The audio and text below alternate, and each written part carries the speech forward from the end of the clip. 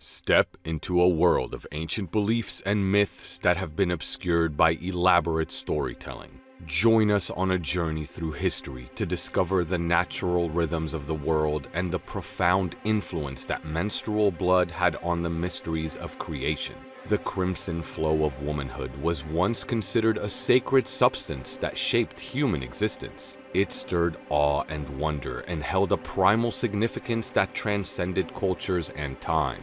From the sacred rites of fertility goddesses to the ancient healers' solemn practices, the enigmatic power of this sacred substance beckoned to the depths of human imagination. Come with us as we unravel the tapestry of the past, exploring the reverence and mystery that surrounded this ancient belief. Unveiling ancient wisdom, the sacred role of menstrual blood in conception.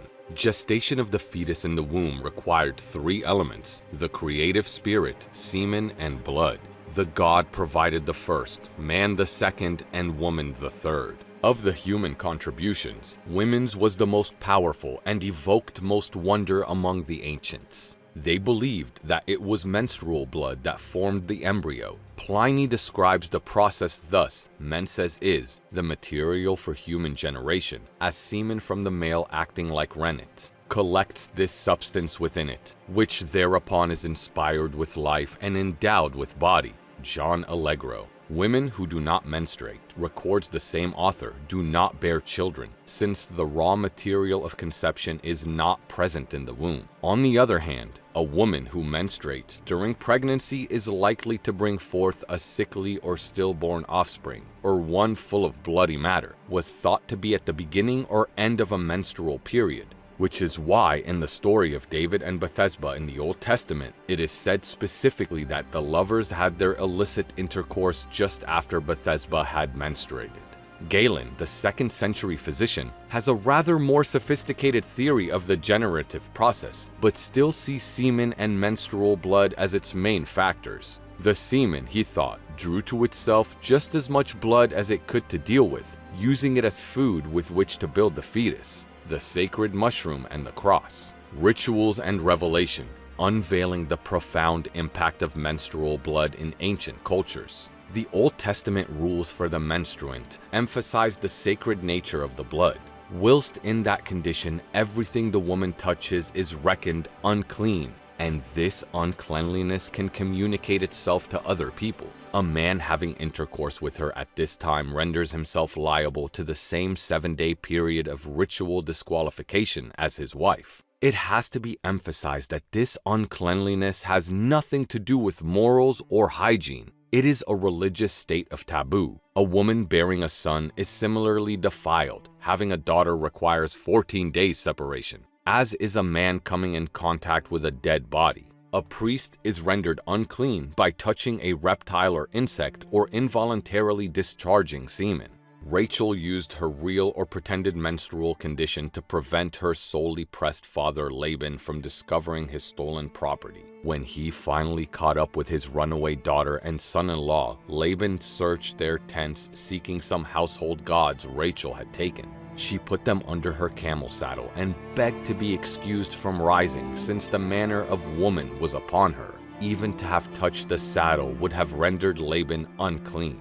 Menses could affect almost everything, by remote influence as well as direct contact. Wild indeed, says Pliny, are the stories told of the mysterious and awful power of the menstruous discharge. He relates a few of them and leaves us in no doubt about the fear and wonder that attended this monthly phenomenon in the eyes of the ancients. Of course, coming from the seat of creation, the womb, menstrual blood was credited with wonderful healing powers. It could cure gout, scrofula, parotid tumors, abscesses, erysipelas, boils, eye fluxes, hydrophobia, and epilepsy. Wilt's quartan fever, according to one source, could be counteracted by sexual intercourse with a woman just beginning her period. John Allegro. On the other hand, such a source of power was dangerous under the principle of like repelling like, which played an important role in ancient philosophy. Menses was also considered to be an abortifacient. A smear of the blood could bring about a miscarriage, and even to step over a stain could bring about the same dire effect. Similarly, it could abort fruit trees, dry up seed, blight crops, turn wine sour, as well as send dogs mad, rust metals, and dull mirrors. This last effect, incidentally, could be reversed by having the woman stare at the back of the mirror until the shine on the front was restored. Royal Hues and magical remedies, unveiling the connection between menstrual blood and ancient lore. The distinguishing feature of menstrual blood was its dark color, contrasting with the brighter oxygenated blood of the rest of the body. Thus, dark red, purple, violet, and similar hues came to have a special significance, being so closely associated with fertility. Kings and magistrates wore purple garments, and the Latin purpura came to mean not only the robes themselves, but the high dignity they conferred. Most prized of all was Tyrian purple, whose highest glory, according to Pliny, consists in the color of congealed blood, blackish at first glance but gleaming when held up to the light. This is the origin of Homer's phrase, blood of purple hue. Further dyeing of a scarlet fabric with Tyrian purple produced the rich color called in Greek hygienon, the Sumerian origin of which shows that it meant properly blue blood, another popular mark of the aristocracy. The same origin can be found for the hyacinth in Greek mythology, the name of the youth accidentally slain by his friend Apollo, and from whose spilt blood there grew the flower of that name. Pliny offers a further connection between purple and menstrual blood when he says that the latter adversely affects this color, another example of like repelling like. There is another reference to menstrual blood in the description Pliny gives of a fabulous dragon called the basilisk. It could apparently kill bushes with its breath, scorch grass, burst rocks, and put other serpents to rout. It was its blood, however, that was most in demand. According to the Magi, it brought a successful outcome to petitions made to gods and kings, cured diseases, and disarmed sorcery. This last claim was also made for menses, if dotted like Passover blood.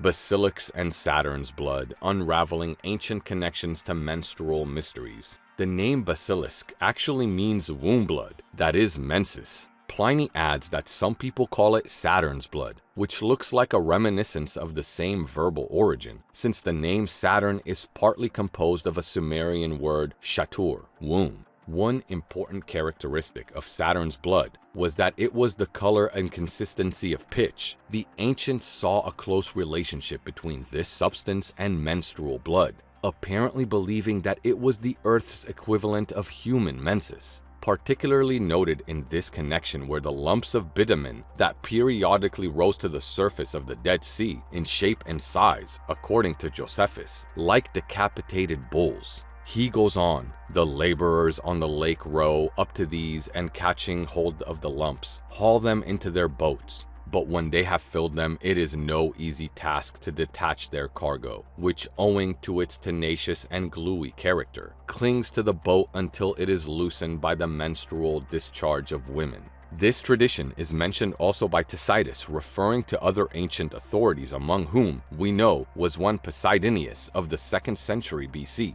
So the relationship between pitch and menses was already well established and can now be further supported linguistically. The sacred mushroom and the cross. The connection of pitch with the womb would lead us to expect that it should be thought to have healing properties. As Josephus says, it is useful not only for caulking ships, but also for the healing of the body, forming an ingredient in many medicines. Dioscorides list at some length the remedial characteristics of asphaltos, including that it is effective for strangulations of the womb, and that, taken along with wine and castor oil, it drives out menses. The Judean bitumen is the best, according to the same authority, and he notes that it shines like purple. Thus, in the whispers of history and the echoes of myth, the crimson flow of menstrual blood stands as a testament to the enduring mysteries of creation, fertility, and the human experience. Across cultures and epochs, from the sacred rituals of antiquity to the medical musings of ancient physicians, the primal potency of this sacred substance continues to fascinate and intrigue, a reminder of the profound interconnectedness between humanity and the natural world.